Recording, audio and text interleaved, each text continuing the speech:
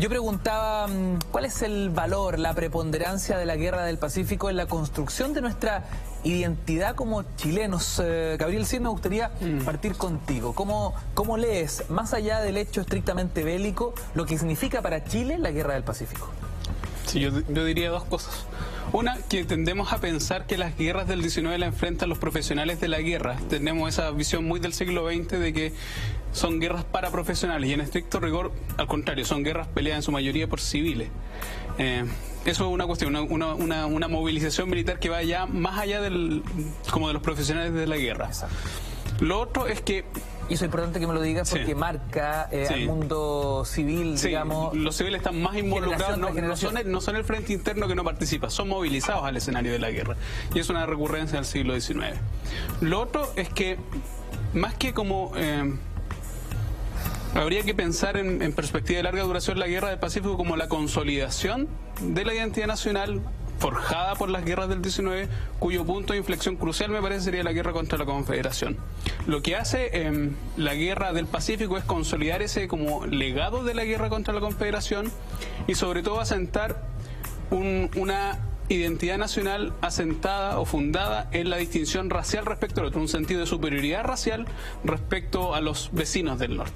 En realidad lo que se recupera el discurso como hegemónico en esos años, es decir, nosotros hemos ganado, y hemos ganado no solamente porque tenemos una institucionalidad más fuerte que nuestros vecinos, sino porque además somos racialmente superiores a nuestros vecinos. Porque, claro, el típico discurso del 19 en la Guerra del Pacífico es decir, nosotros ganamos porque, claro, Perú es un país no solamente muy fragmentado en términos territoriales, sino además heterogéneo en términos étnicos.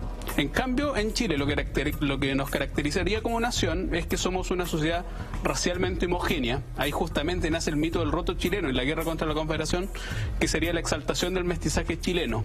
Y esa sería una forma de afianzar ese sentido de identidad nacional, fundado ya no solamente en el éxito de la estabilidad republicana, como la excepción latinoamericana, los ingleses de Latinoamérica, sino que además se le añade, creo que ese sería como el gran legado, la idea de ser superiores en términos raciales, como los más blancos o como lo recuperaría después Nicolás Palacios en 1904, racialmente superior, los más germanos del continente. Jupa, qué tema ese. ¿El general Arancibia está de acuerdo con la posición de Gabriel? Estoy de acuerdo.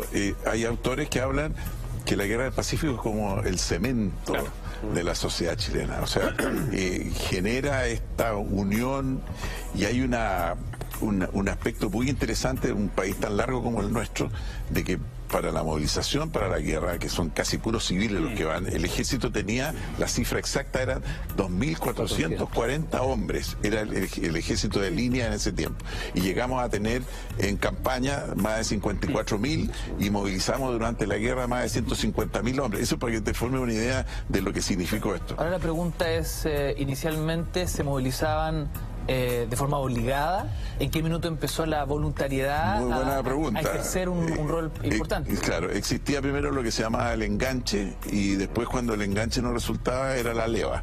¿Cuál es el enganche? El enganche es que te pagan una prima, ¿ya?, ¿no es cierto?, por incorporarte. O sea, era pagado.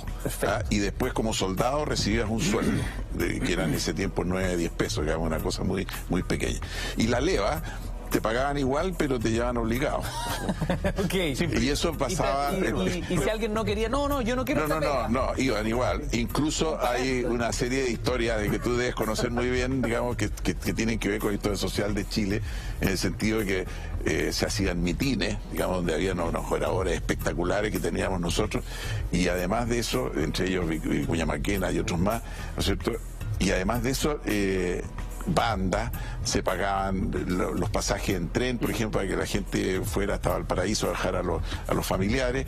También se hacían fiestas en los pueblos, digamos, y una vez que la fiesta estaba muy regada, digamos, se llegaba, ¿no es cierto?, y se enganchaba, entre comillas, se enganchaba porque en el fondo era una leva. Y también todos los que estaban en las cárceles, toda esta gente que tenía una mala conducta, también se subió.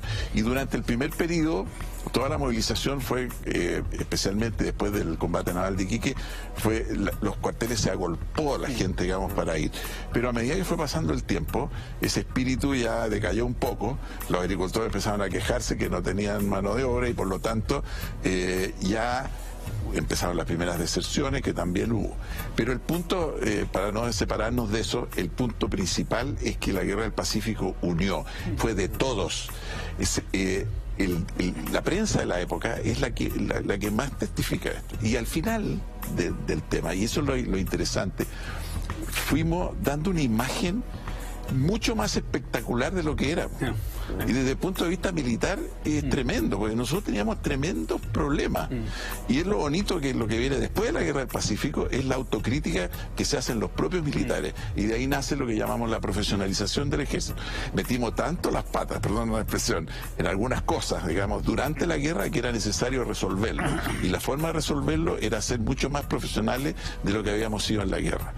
Pero la visión, si tú lees los diarios de Londres, los diarios de París, los informes que hacían los ministros que habían en Chile, digamos, en ese tiempo se llamaban ministros, no embajadores, era que este era un país ordenado, un país homogéneo, un país que vivía la situación. Cada provincia quería mandar a los mejores soldados que tenía. Las mujeres participaban en la guerra de una forma activista, no solamente las cantineras, sino la gente que hacía las vendas para las heridas, la gente que empezó a tener estos lugares para recibir a los heridos, porque no había casas de socorro para las viudas, para los huérfanos de la guerra. Todo eso hizo que Chile se uniera muy profundamente alrededor de un ideal. Y ese ideal está planteado en este caso por las hazañas que se habían hecho en esta guerra. De general a general, Marcos, aquí hay algo bien interesante, porque si bien el general Arancibia habla del cemento del ejército chileno, que esta situación es como un cemento para la sociedad, o sea, que une a la sociedad, que la amalgama. ¿Cuál es el punto de inflexión? Porque estamos hablando de las levas, estamos hablando del gancho, estamos hablando de soldados reclutados a la fuerza inicialmente. ¿Es, Arturo Prat, ese punto de inflexión? Contesto tu pregunta, pero antes quisiera hacer una pequeña reflexión en torno a una imagen que no quisiera que quedara en nuestros telespectadores. A ver. De la cual yo concuerdo perfectamente con lo que se ha dicho, porque hay toda una tesis desarrollada por una historiadora peruana, Carmen Maqueu, que habla de guerreros civilizadores y que nos hace ver a nosotros como quienes fuimos a civilizar la barbarie del Perú. Sí, es cierto que hubo una prensa que exaltó esta superioridad, pero no, a mi juicio no es lo esencial. Yo no quiero desmentir eso, pero yo creo que hay un factor bien importante, que es la temprana madurez política de Chile comparado con el resto de América. O sea, mientras la América hispana obtenía la independencia, eran caudillismos, eran golpes de Estado, en Chile muy tempranamente, tan tempranamente como el gobierno de Prieto, con su ministro Portales, de ahí en adelante, logramos, para bien o para mal, guste o no, una estabilidad política que no había en el resto de América. Y de ahí en adelante, esto se mantiene hasta la Guerra del Pacífico. Durante la Guerra del Pacífico hubo elecciones presidenciales, cuestionables, distintas a las de hoy, pero elecciones presidenciales, donde un presidente, Aníbal Pinto, le entrega a su sucesor, que había sido su ministro, Santamaría había sido ministro. El papel de los civiles en la guerra, del cual ya me referí, el papel de Rafael Sotomayor, el papel de Lira, de Pérez de Arce, de centenas, decenas de civiles administradores públicos chilenos que parten a la guerra, es notable. Entonces, la guerra, a mi entender, es ganada por dos factores muy importantes, amén de otros. Uno, la notable estabilidad y madurez política del país.